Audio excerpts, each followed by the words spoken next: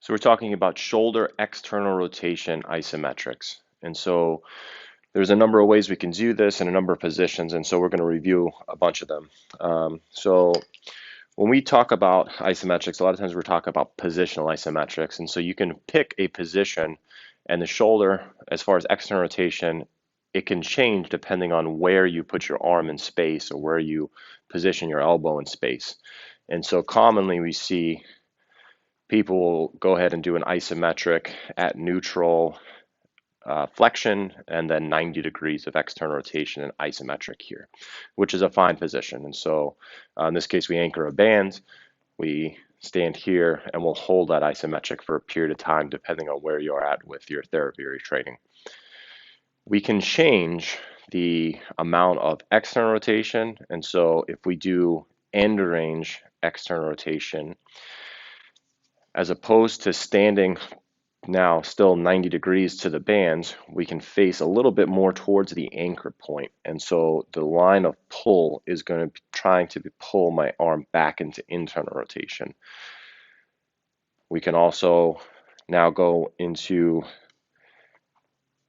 less external rotation, face away from the band. And so now I'm doing this end range external rotation almost at 90 degrees of internal rotation here. A lot of times we'll also see people will abduct the arm. And so if we're abducting the arm to 90 degrees, an external rotation position will look like so. We can abduct the arm to 45 degrees and change that position here. We can go into flexion to 90 and hold that external rotation position here. We can hold that external rotation position here. And so there's no exact right way to do this. And there's a number of reasons why you'd base the position on where you do, but we just want to give you some of the options about where you place that arm. We also can use weight, and weight has its advantages and disadvantages over a band. And so if we use that band and we go back to that original 90 position, it'll look something like this.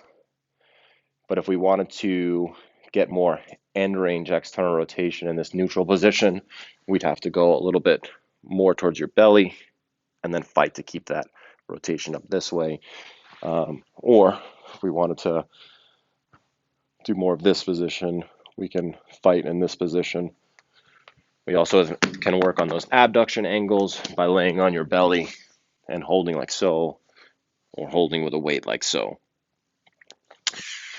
And so the point is, again, you want to find a position that is going to benefit you. You can pick these positions either because you inherently feel that they're weaker positions. Sometimes they do correlate with areas that are painful or that you have pain through, and isometrics is a nice way to start to lay down tissue there to be an analgesic in that specific angle. So play around with the angles, see what will benefit you, and work on those isometrics prior to going into isotonics and faster, more functional motions.